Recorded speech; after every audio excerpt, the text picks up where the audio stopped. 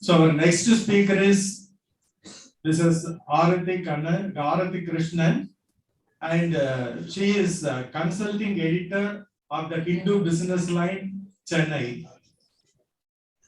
She is going to talk about financial inclusion and Fintech services.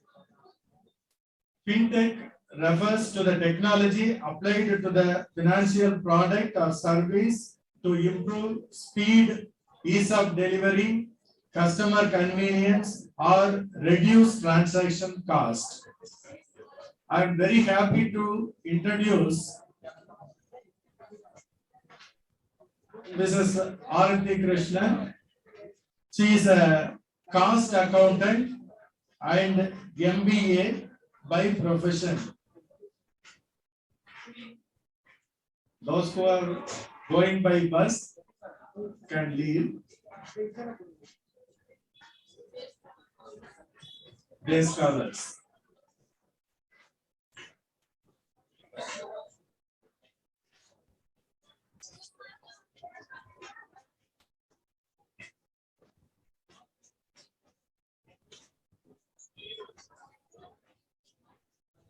Others can stay here.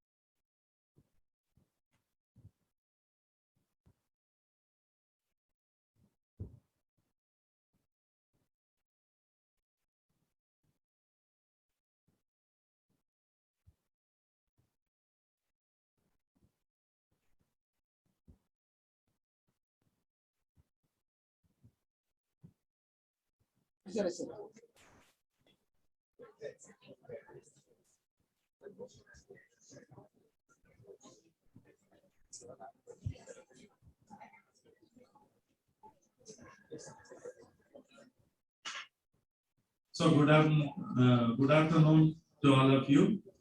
See, our next speaker is Mrs. Arati Krishnan. She is a consulting editor of the Hindu Businessline, Chennai. Mrs. Arati Krishnan is a cost accountant and MBA finance by profession. She has been writing about the financial products and regulations for more than 25 years. Joining Hindu Businessline as a research analyst in August 1995, she went on to head its research bureau and was editor of its portfolio section for 7 years.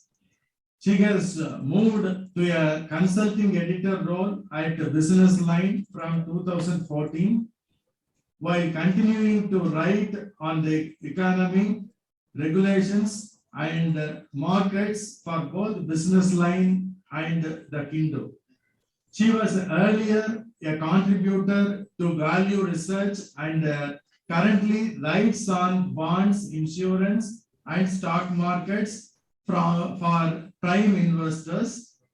For her pioneering work in writing on financial services and the economy, she was awarded the Sriram Sanlam Award for Excellence in Financial Journalism 3 times. She is sought after speaker at investor awareness events and is presently a member of SEBI Advisory Committee. She is going to talk about financial inclusion and fintech services. Fintech refers to the technology applied to financial product or service to improve speed, ease of delivery, customer convenience, or to reduce cost. So I request the speaker to give a presentation. I invite you, madam. Please. Thank you.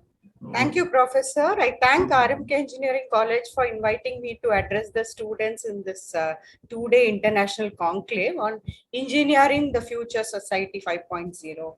So I just listened to Mr. Narayanaswamy's talk, and he was saying that if you have PPTs, students may go to sleep. But unfortunately, I had prepared my PPT, so I'm unable to go back on that. I hope that, along with the information that I'm presenting in the PPT, I hope I'll be able to give you additional insights which make it more lively for the audience. So here goes. So adding the word tech to any business has become a kind of a fad. So if you see in the last 4 or 5 years, a lot of Indian startups and businesses have been able to raise a lot of money from international private equity funds and venture capital investors. Now, the secret to getting money from these investors very readily has been using the word tech in your business. So a normal business which involves grocery delivery, like your Kirana store also used to deliver grocery to your home. So when that grocery delivery is called grocery tech, it becomes a business that the investors are quite interested in. Similarly, we knew many large tutorials or coaching centers which are running coaching for IIT JEE, for NEET, for IAS, etc. So when they became ed tech, that is when it became a fashionable business and a lot of money poured into these businesses.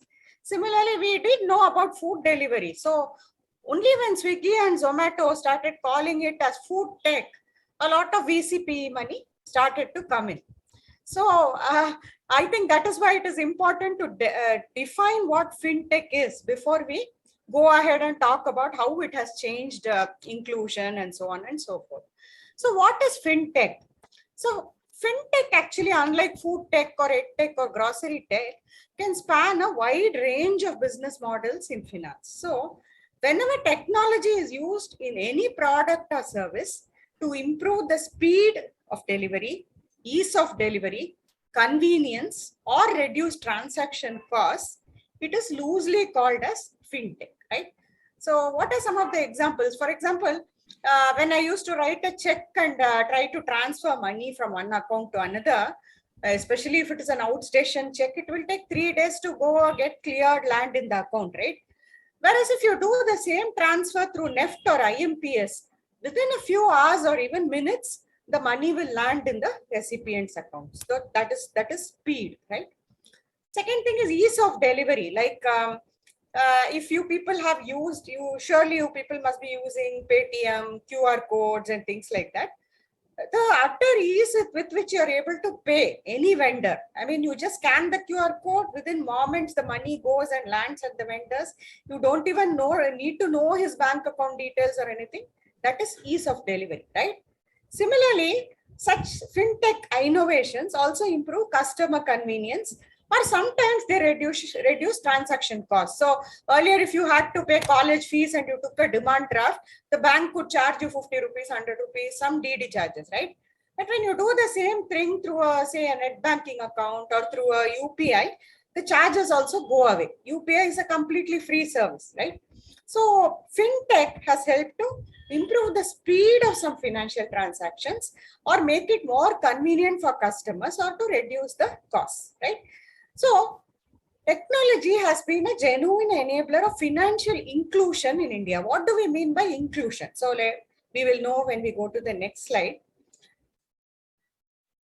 As students, all of you may not have bank accounts, or some of you may have. When you first join your first job, actually, and you want to open an account in your own name for crediting salaries, etc., the first thing you will come across is KYC, right? What is KYC?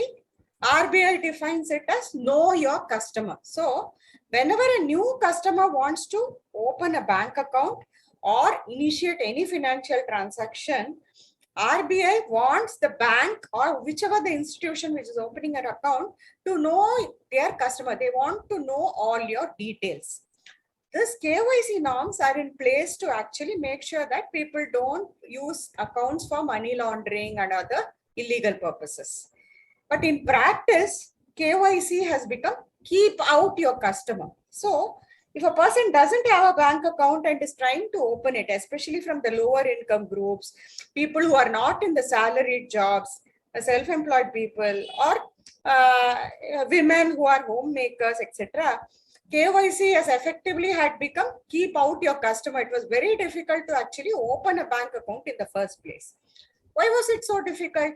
Because the KYC norms usually require the customer to provide an ID proof, which is you should have a photo ID saying this is you. Secondly, you need to provide a permanent address proof, which means usually in our country it used to be ration card. Now, not everybody has a ration card. And if we have a ration card also, if we are moving from one city to another, the ration card will not have our actual address. So this conflict between not having a permanent address and staying in a temporary address, that always used to get in the way of successfully completing your KYC. In some financial products, personal verification was also needed. So some official from the bank or mutual fund or insurance company had to come and personally see if you are the person that you're claiming to be. So these three things actually acted as a big barrier to new people entering India's financial system. So it was completely anti-inclusion. But it was technology that has removed this KYC barrier from financial products. How has technology removed it? This is through three technology enablers.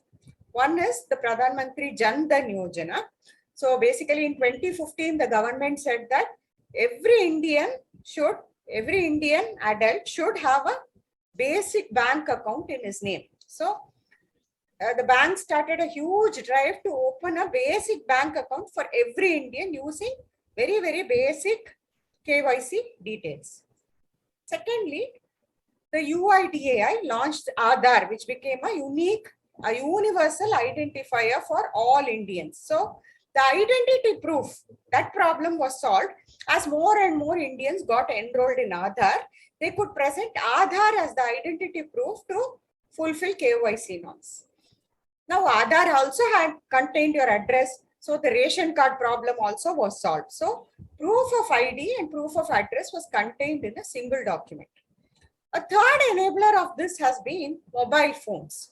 So usually to authenticate, whenever you log on or do net banking, you must be seeing that the transaction requires a two-factor authentication. So apart from entering your username, password, etc., you will be required to also get a OTP and enter this. So the availability of a mobiles made this two-factor authentication possible, and therefore it solved the problem of KYC and it became know your customer instead of keep out your customer. So once this jam trinity, so it was an earlier chief economic advisor of India, Arvind Subramaniam, who called Jan Dhan, Aadhaar and mobile as the jam trinity in his economic survey, jokingly.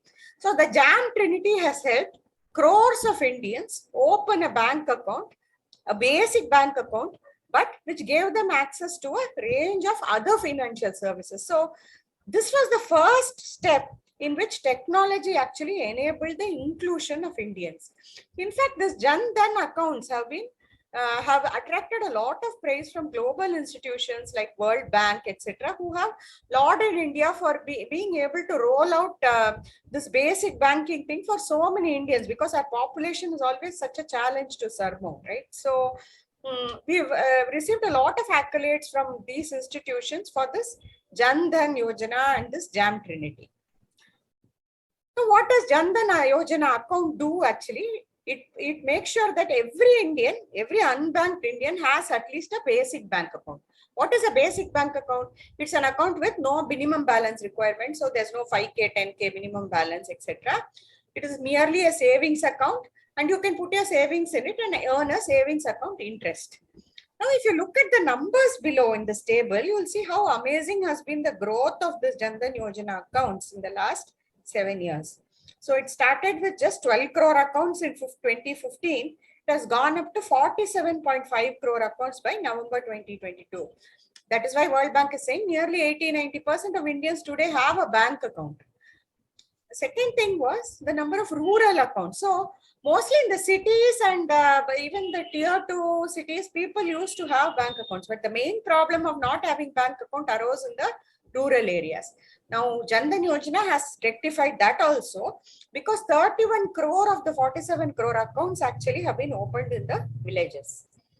Initially, when banks were asked to open this Jan Dhan Yojana accounts, they were all very, very unhappy, and they were actually complaining that the government is forcing this on them. Already they complain a lot about priority sector lending. So they said, this is also another social scheme where banks will have to open the accounts, but there will be no activity. These people are not used to actually operating bank accounts. So simply opening the account, they will lie dormant, and we will not be able to raise any deposits through these accounts. This was the concern that most of the banks had raised when the scheme was rolled out. But actually it has proved quite wrong. Given access to banking accounts, actually a lot of Indians have put their savings in banks. If you look at the deposits, if you look at this deposit number here, it has gone from 10,499 crore then to 1,76,000 crore by November 2022. So if you look at how much money these Jan Dhan Yojana accounts were holding in November, it was as high as 1,76,000 crore. So this shows that Indians who used to be outside the banking system, they had a real need for a savings product, right? When you go to the rural areas, or when you even look at poorer families in the cities, mostly they look to informal kind of savings products like chit funds, benefit funds, etc., to save money. Now, this does entail a lot of risk, because they are trusting a unknown entity, they are trusting their neighbor or a friend, and sometimes they do lose the money because these may not be regulated entities all the time. Whereas when they start saving with banks, they are assured of getting their principal back, and they are also assured of getting the interest on time. In India, actually, bank accounts also have deposit insurance up to 5 lakhs. So that protection is also available once people enter the formal banking system.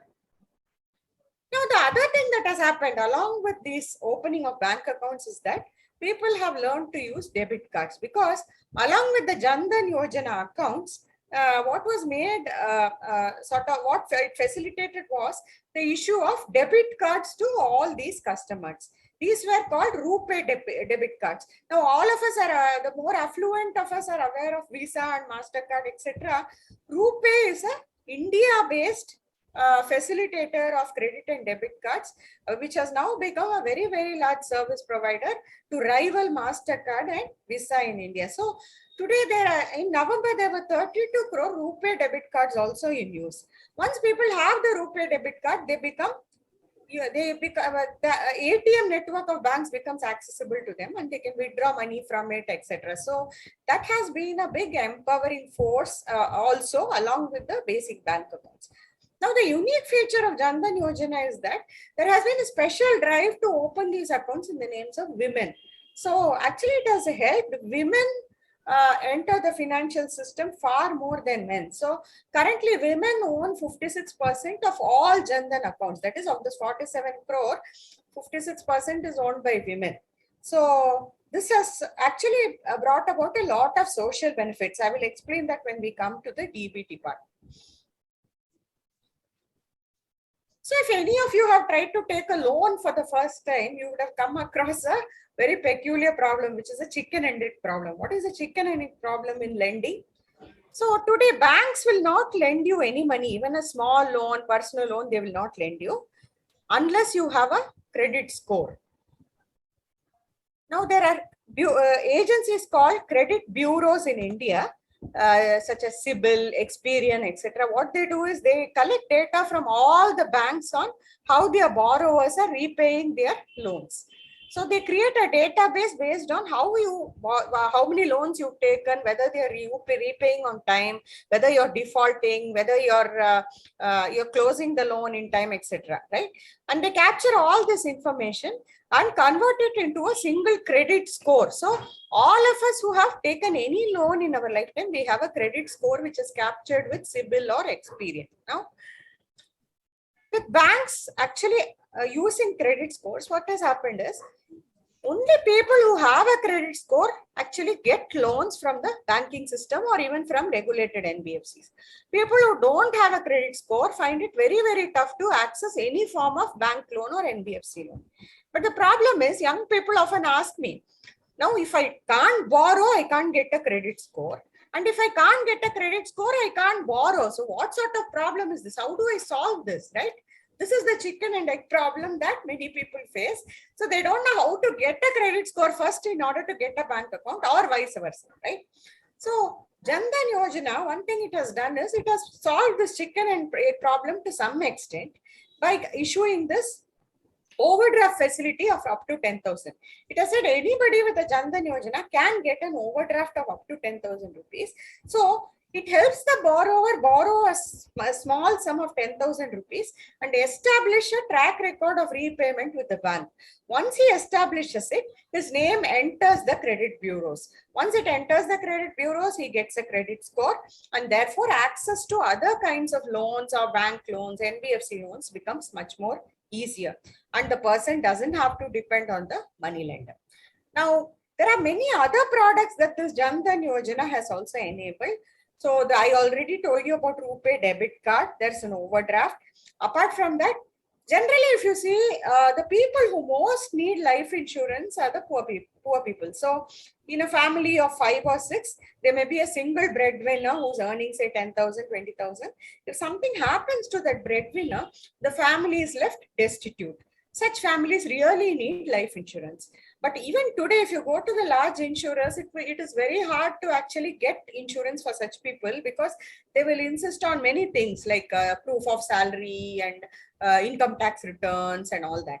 So this Jan Dhan Yojana, what it has done is, it has made this basic life insurance universal for all the account holders.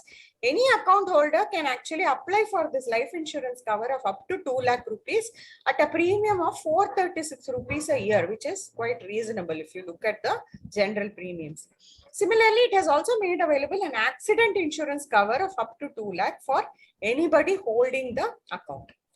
It has opened up these people to the Atal Pension Yojana, where you can get pension of 10,000 to 5,000 per month after retirement based on your own contributions as well as the government's contributions.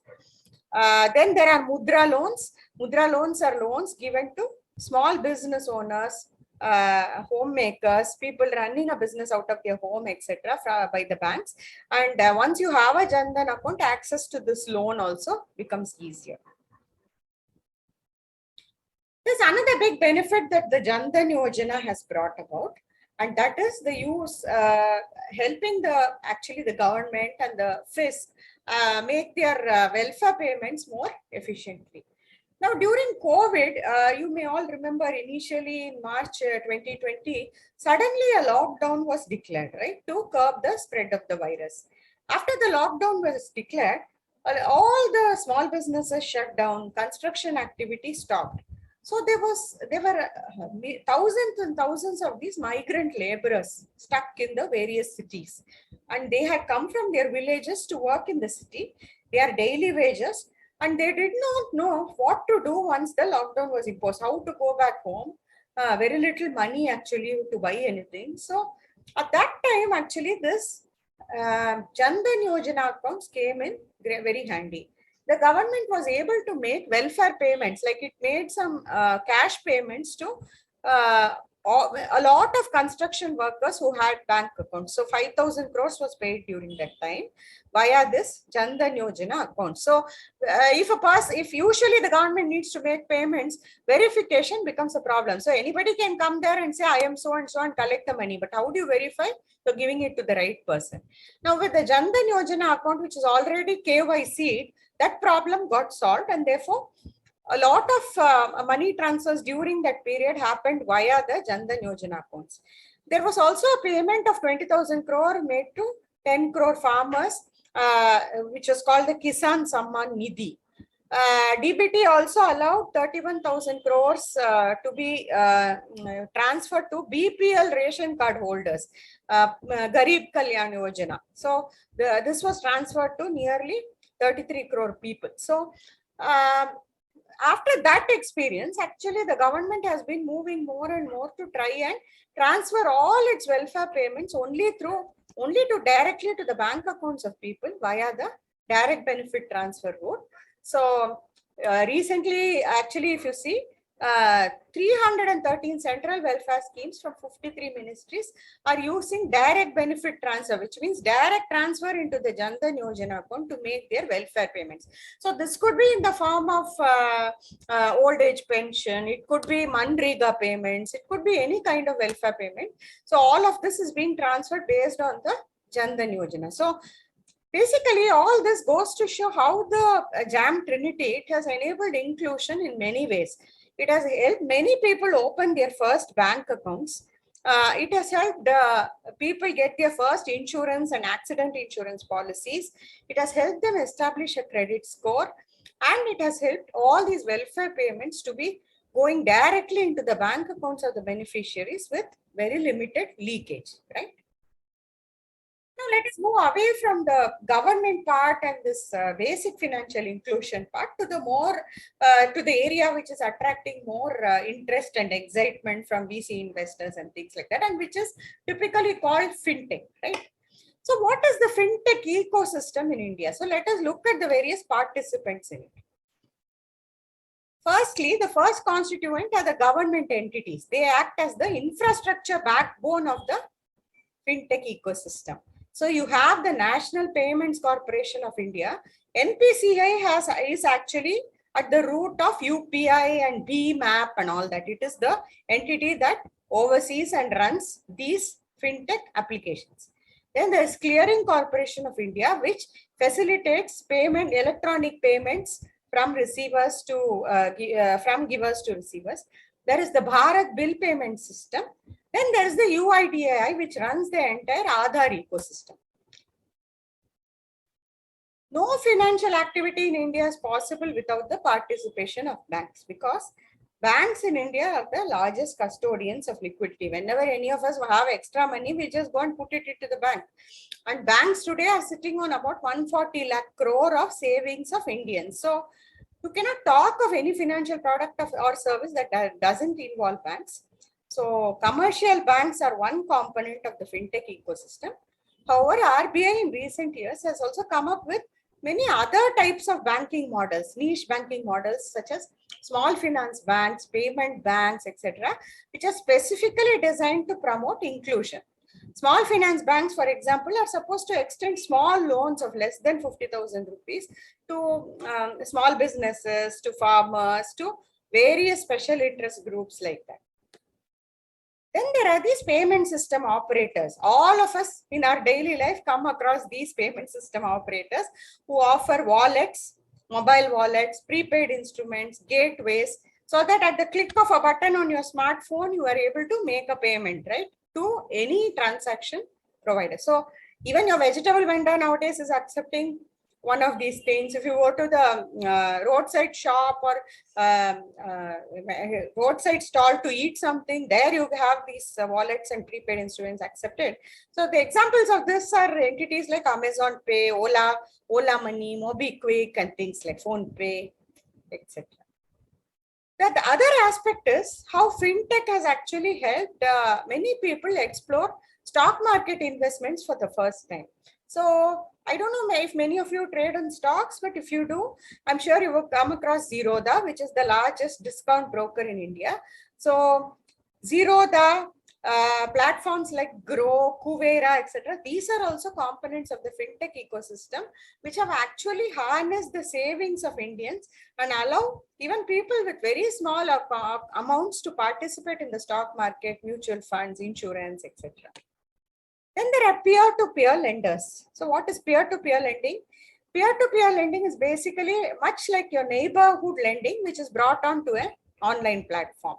So basically, the P2P lender offers a platform or an app where different people who don't know each other can meet and lend to each other, right? So you may be aware of P2P lenders like Faircent, Rang, Demonex, or Rupee Circle, etc. Finally, there are digital lending apps and portals. So one thing which has become very popular in India is this payday loans. So many people who earn a little less, towards the end of the month, it becomes very hard for them to make ends meet. Now, typically, this is the kind of requirement on which India's entire money lending on pawnbroker ecosystem has been sort of thriving. So when people run short of money, or suddenly there's a medical emergency in the family, or there is a wedding or a death, and there is a large spending obligation, people cannot approach, generally people are unable to approach the banking system. So they end up going to their neighborhood pawnbroker or money lender. These digital lending apps that have come up have sort of become a substitute for this street corner money lender or pawnbroker. They facilitate unsecured loans from a NBFC or a bank that sits at the back end. So through the app or platform, you're able to ask for a loan and they give you loans. Typically, these loans can range from just 2-3 days time frame to maybe a month or 60 days even. So we've talked a lot about how this whole framework of Jam Trinity, etc., has helped the financial inclusion. But adopting too much technology, especially at the grassroots level, it also leads to certain challenges, right? So what are the challenges that this Jam Trinity has brought about? Basically, the challenges are that the main challenge is this Aadhaar exclusion errors. I don't know if any of you may be having elder people at home. And if you try them, if you try to authenticate their biometrics, say through fingerprint or retina or whatever, for Aadhaar authentication, you'll find that the authentication often fails. So this has become a big constraint now, because Aadhaar verification, if you don't have a smartphone and if you don't have two-factor authentication through OTP, suppose you want to use biometrics, then this leads to a lot of exclusion errors. So there has been a complaint that actually a lot of people are unable to actually get their hands on this welfare payments like DBT or their ration cards if Aadhaar verification is made compulsory. So this actually led to a Supreme Court case also, where Supreme Court said you can't make it compulsory to present Aadhaar in order to avail of welfare payments. So we all know that once you step outside the major cities, network connectivity is quite terrible. Sometimes inside the city also it is terrible. In my house also I have to go to the balcony only and sometimes speak because the network is so bad. So when the network connectivity is such an issue, relying so much on smartphones and data and mobile data, etc., that leads to exclusion errors.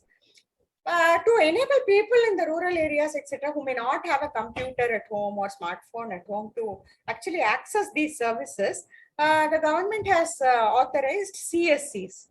So servicing centers, computerized servicing centers.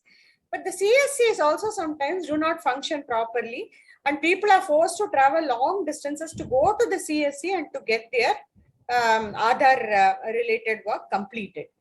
all of us are aware of the errors in the Aadhaar database. So your name in the Aadhaar card will not match with the PAN card, then that won't match with something else. So it will keep getting rejected. So these kind of errors also happen. And when they happen, you have to visit the CSA to get it corrected, which becomes quite a challenge, right? The other thing is, in India, cash is still widely used. We may be using UPI and NEFT and in the cities, but if you, the moment you step outside, actually a lot of cash is still in use.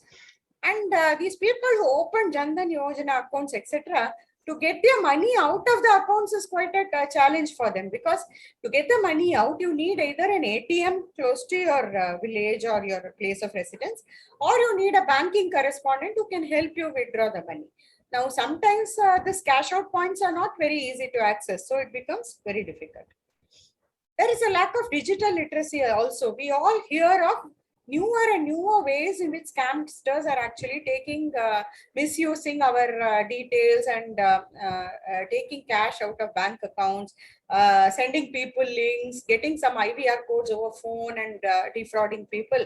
And RBI has also noted a rising instances of such digital frauds and lack of digital literacy. Now, even people like me in their 50s, actually, we've learned to use a smartphone itself rather late in life. So we may not be aware of actually what all can be done to actually safeguard our accounts and to. So I hear of a lot of senior citizens actually facing this instance of cyber fraud and being unable to figure out where to complain or how to get their money back. A recent research study by Dwara Research found that 51% of the DBT, direct benefit transfer recipients, saw issues and payments, and they did not get their payments on time. So this was due to one of these errors, network connectivity or lack of cash out points, literacy, etc. So now let us come to the digital payments ecosystem. So apart from the Jan Dhan Yojana accounts, one initiative which has really attracted worldwide accolades is this India's payment ecosystem and how it has evolved. Earlier, net banking or NEFT or RTGS used to be used by big businesses and affluent people. But during COVID, actually people became wary of going to ATMs and withdrawing cash, etc. So this led to a huge leapfrogging of digital payments. So if you look at the numbers here, you will see that compared to credit and even compared to credit and debit card payments of 17 lakh crore, today NEFT, IMPS, UPI, these have become very, very big in usage. So ATM withdrawals were just 0.31 lakh crore in FY22, but actually UPI payments were 84 lakh crore. So that much of money was being transferred through UPI, and that many people have actually onboarded these digital payment systems. UPI particularly has attracted accolades throughout the world. I mean, there is now other countries are also talking of how they can actually transition their cash-based economies to a digital payments economy. So this is the table here actually shows you how fast UPI has grown, and you can see that the COVID period, April 2021 was the inflection point here, which is when actually UPI payments really went, I mean, they've gone up tenfold from that level. In 2020, only 1 lakh crore of payments were made through UPI. Now it is close to 12 lakh crore of payments in a month.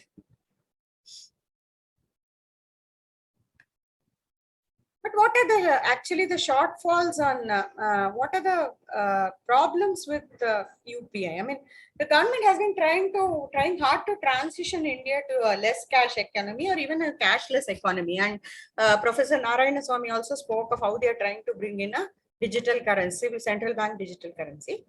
See, the main problem in adoption of all fintech and also UPI is that 450 million of India's 1.2 billion mobile users are not smartphone users.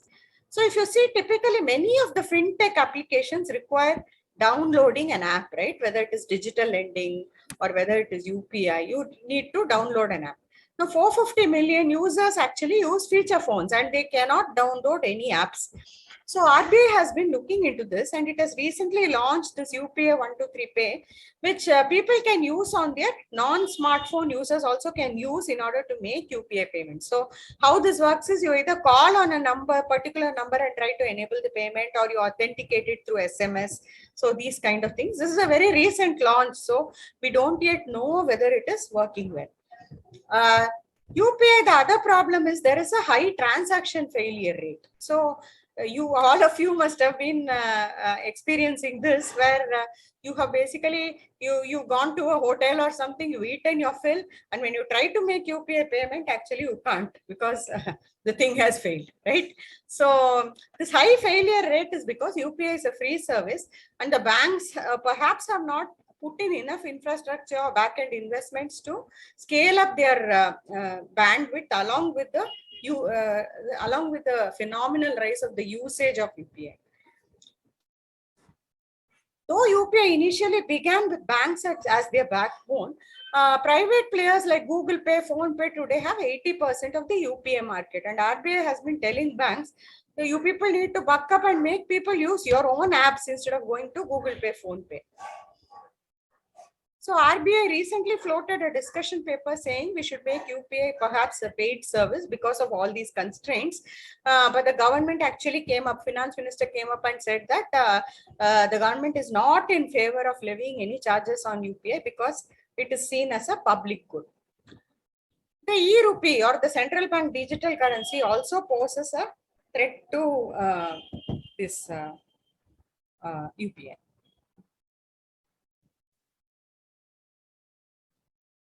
Now we'll come to the more interesting part. I think I'm sure students nowadays do have more than a nodding acquaintance with the stock markets, and discount brokers like Zerodha, etc., have come up.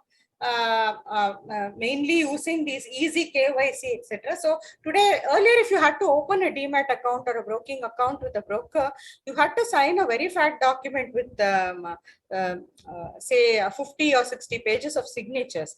But today with video KYC, Aadhaar, PAN, etc., you can open an account very, very easily with Zerodha and others. So discount brokers like Zerodha have come up, and that has actually driven a huge rise in the number of Indians accessing the stock markets. If you see the number of demat accounts in India, it has gone up very sharply from near 4 crore to 10 crore just in the last 3 years. So this is why you find so many young people today actually trading on the markets, even looking at options trading or MFs and things like that. Along with this, a lot of direct mutual fund platforms like Kuvera, Grow, etc. have come up, where even 500 rupees you can start investing by way of SIP in mutual funds without paying any commissions. Insurance aggregators like Policy Bazaar, Cover Fox, etc. have made insurance purchases much simpler. And you can compare insurance policies or bank deposits and choose which is the better one.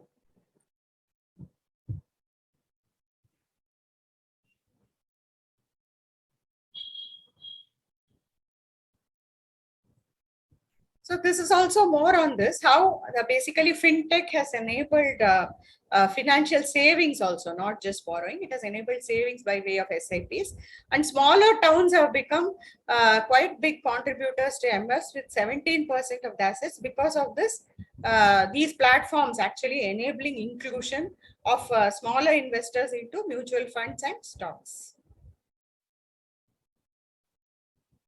So one area in which Fintech has really created a difference is in terms of lending. But this is also causing some sleepless nights to the regulators. So one such kind of lending is P2P platforms. Now, we all know of instances where a friend or an acquaintance or a relative suddenly runs short of money and they come to us and say, hey, can you lend me some money? Can you lend me say 50,000? I will repay it to you in 2 years, right? So in such circumstances, if we are confident enough, we do lend the money, but there is no formal agreement or anything, and we don't enter into a contract saying this is the interest rate, etc. Now, P2P or peer-to-peer lending platforms, what they do is they enable such kind of lending even to strangers. So both you and suppose you are a lender and there's a borrower, all of you download that app on your mobile phone, and through the app actually you can make loans to unknown people for very short periods. It can go from 30 days to say 1 year, and usually up to 36 months these apps allow. So these P2P platforms are supposed to be registered with SEBI, and they are backed by a registered NBFC. So even people with no credit score, no credit record, they can get these loans. I know a lot of young people, etc., who lend on these platforms because they offer high interest rates. Like often these platforms advertise saying you can make 2 times or 3 times the interest rate that banks offer on FDs. But you should remember that these are very risky endeavors because you're actually lending to a stranger. And the fact that the platform is only a facilitator, the contract is between you and the borrower. Suppose somebody on the road just approached you and asked you for a loan, would you give it? That is how you need to look at lending via P2P platforms. The default rates on these platforms tend to be quite high. But the other big risk actually is that the platform can appoint a recovery agent. So if the person doesn't pay, the platform can appoint a recovery agent and to go and actually ask that person to pay. And a lot of reports and complaints have come out about misuse of these the recovery practices, not following RBI guidelines, people using bouncers to recover and things like that. Because you are the lender, you can become responsible for such action. So you should be very wary of lending on such platforms. In the earlier days, during election times, especially in the northern states, you used to hear of loan melas, right? So banks will set up a small counter somewhere, and everybody who needs a loan will queue up there, and they will be disbursed loans based on some identity proof and some due diligence by the bank manager. Now, digital lending apps are actually the fintech version of this loan mela. So unlike P2P platform, where both the borrower and lender are on the platform and they are lending to each other, in digital lending platforms, as a borrower, you can sign up and you can start taking loans from the app, right? Many people use these digital lending platforms mainly for payday. So at the end of the month, if they run short of money, or they have a family occasion or something coming up, they actually take these loans. Nowadays, we also come upon a lot of apps offering quick loans like Lazy Pay, etc., where you go and buy groceries. If you don't have money immediately, you can take a loan for that short period for just that grocery value, and you can sort of repay it later. So even digital lending apps actually make loans accessible to the unbanked population, people without credit scores. When you go to a bank and try to borrow even 5,000 rupees, they'll put you through a lot of paperwork. These apps just don't have any paperwork. They just take your consent online in the app, and they actually disburse the loan. And the turnaround is quite very quick. But you should note that the interest rates on these loans are upwards of 30%. Most people are not aware of this because the app simply tells them you have to pay 10 rupees for every day or something like that, and people don't make the necessary calculations. So when signing on to these apps, you give the app a lot of consent. I mean, it can access your contacts, your phone book, it can access your SMS. Lot of personal information actually becomes privy to the app, and you don't even know who's running the app because it's just an app on your phone. At least with a bank or NBFC, there is a physical branch and you can see who's running it and file a complaint, right? So after a big proliferation of these apps, RBI actually conducted a survey recently, and it found a lot of instances of malpractice in these apps. So it found that 81 app stores were offering digital lending apps, and of the 1100 apps, 600 were illegal. So it found that though these apps are supposed to be tied up with a regulated entity like a bank or a NBFC, actually many apps were not following the rules. And there were a lot of complaints about the apps not only charging usurious rates and processing fees, up to 25-30% of the loan could go as processing fee. Also about criminal recovery practices. So once they got access to your contact book or photo gallery, they were found to be even threatening members of the family for non-payment, or using pictures of women in the family inappropriately, and all sorts of really terrible practices, which is why RBI has decided to really crack down very heavily on these digital lending apps and is in the process of tightening its regulatory news on them. So one thing that RBI has made clear lately is that, yes, it is in favor of innovation in fintech, but it does not want the fintech ecosystem to be flouting all the current rules in the name of innovation. So what RBI is saying is that basically banks are, in a recent speech at the Global Fintech Festival, RBI Deputy Governor Ravi Shankar made a very clear set of declarations on how the way forward will be on fintech. So he said that basically all financial products and services rely on intermediation. So the transfer of money from savers to borrowers. So at a time when the saver has money, the borrower may not need it. At the same time, the saver may be, say, sitting in Chennai and the borrower may be in Guwahati. So what do banks do? They actually close this gap between savers and borrowers, both in terms of space and time. So banks are the only entities in the financial system which can do this because they can accept deposits, hold deposits, repay deposits, give loans, etc. So what RBI wants is that any fintech player, they should not be lending, borrowing, or facilitating any transaction on their own balance sheet. Any such transaction of lending, taking deposits, etc., should be done only through regulated entities, which are banks or regulated NBFCs. So all digital applications, fintech applications can only be a technology intermediation. It can be an app, it can be a portal, but beyond that, they cannot hold their own money and lend it or actually violate any of the regulations that RBI has for lenders, whether it is banks or NBFCs. So RBI has recently made these ground rules clear, and the message is very, very clear after that speech.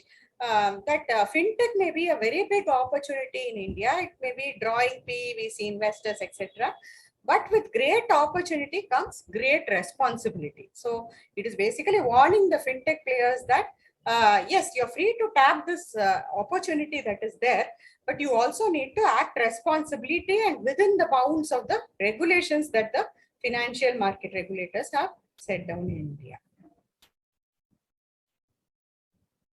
So with that, I'm concluding my session. I think I've overshot the time slightly. I hope the institute will share the presentation with all of you and you people can go through it at leisure if interested. Thank you, sir.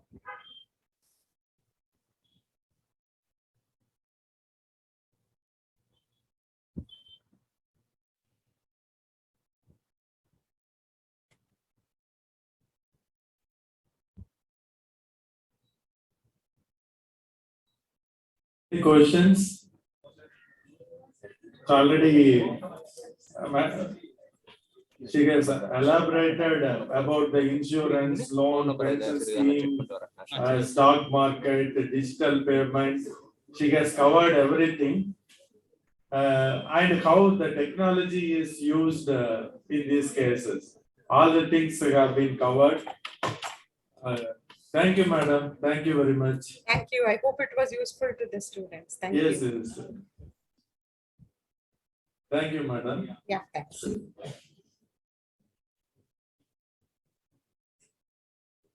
I think we have the third and the last speaker. Only 3 speakers we had. Yes, sir. Join biggest one. He is joining.